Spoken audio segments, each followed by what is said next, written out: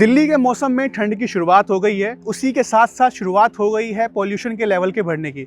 मैं इस समय खड़ा हूं कनॉट प्लेस में। यहाँ पे करीबन 22 करोड़ रुपए लगा के 5000 फिल्टर वाला ये स्मोक टावर इसलिए बनाया गया था ताकि अगर पॉल्यूशन लेवल बढ़े तो इन्हें ऑन किया जाए और इनसे पॉल्यूशन लेवल को कम करने में मदद मिले। पर ये स्मोक टावर अभी पूरी तरीके से बंद पड़ा है। हमने यहाँ के सिक्योरिटी से, यहाँ के लोगों से बात करने की कोशिश करी तो उन्होंने बताया कि करीबन 8 महीने हो गए हैं स्मोक टावर को बंद हुए और उसका रीज़न ये है कि सरकार इसे मेंटेनेंस करने के लिए पैसा नहीं देती है। अब सवाल ये आता है कि जब पॉल्यूशन लेवल इतना वेरी पुअर क्वालिटी में दिल्ली का पहुँच चुका है, सरकार दूसरे तरीके के चीज़ें अपना रही है, पर जिस लिए इन स्मोक टावर को बनाया गया था वो काम क्यों नहीं किया जा रहा?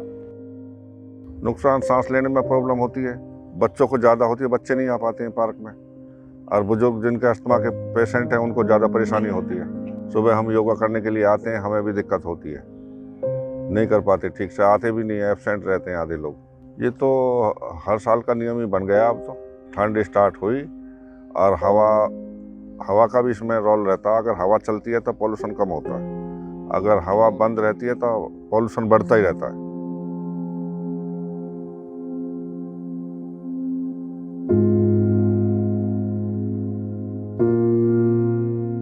यहाँ पे बहुत ज्यादा पोल्यूशन दिख रहा है। यहाँ पे रनिंग करते हुए बहुत दिक्कत हो रही है। पराली जलाने से बहुत ज्यादा पोल्यूशन लग रहा है। यहाँ पे लोगों को यहाँ घूमने में फिरने में दिक्कत हो रही है, क्योंकि मतलब लोगों को सांस लेने में भी बहुत तकलीफ हो रही है। इस पॉल्यूशन की लड़ाई से लड़ने के लिए दिल्ली में grab graded response action plan का फेज 2 इनिशिएट कर दिया गया है।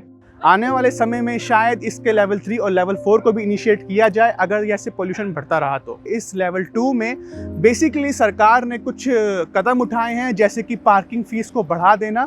ये कदम इसलिए उठाए गए हैं ताकि लोगों को पब्लिक ट्रांसपोर्ट यूज़ करने के लिए ज़्यादा से ज़्यादा प्रोत्साहन किया जाए, उन्हें एनकरेज किया जाए। इसी बीच में डीएमआरसी ने भी ये कहा है कि वो वीक डेज में मेट्रो के 40 ट्रिप्स एक्स्ट्रा लगाएगी, जिससे कि लोग एनकरेज हों और पब्लिक ट्रांसपोर्ट का ज़्यादा से ज़्यादा यूज़ कर सके।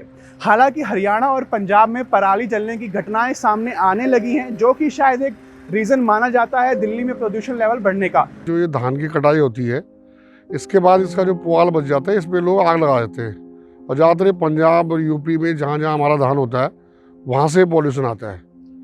इस पॉल्यूशन से हमारे बच्चे बीमार हो रहे हैं, बूढ़े बीमार हो रहे हैं, सांस लेने की प्रॉब्लम है। हम यहाँ पे योगा करने आते हैं सुबह सुबह 5 सवा 5 बजे, तो हम भी नहीं कर पाते सही ढंग से। हमें भी उसमें खांसी महसूस होती है, आँखों में जलन होती है। अगर इसमें इतने सारे लोग अगर बीमार होते हैं, बेचारे गरीब लोग यहाँ पे आते हैं, इस पर रोक लगनी चाहिए और इसमें सख्ती से इसके लिए कुछ ऐसा केमिकल होना चाहिए जो वही का वही ख़त्म हो जाए। और ये हमेशा का है, हर साल ये होता है, लेकिन हमारी सरकार को कुछ पता है, इस पर कोई ध्यान देना चाहिए। इसकी तरफ कोई ध्यान नहीं देने वाला है। दिल्ली के साथ साथ मुंबई में भी पॉल्यूशन के लेवल के बढ़ने की शुरुआत हो गई है और इसकी वजह कंस्ट्रक्शन साइट्स को माना जा रहा है। तो वहीं स्टेट गवर्नमेंट ने कंस्ट्रक्शन साइट्स पे AQI मॉनिटरिंग सिस्टम इंस्टॉल करने को कहा है और दूसरी तरफ खुले में कूड़ा जलाने से बिल्कुल बैन लगा दिया गया है।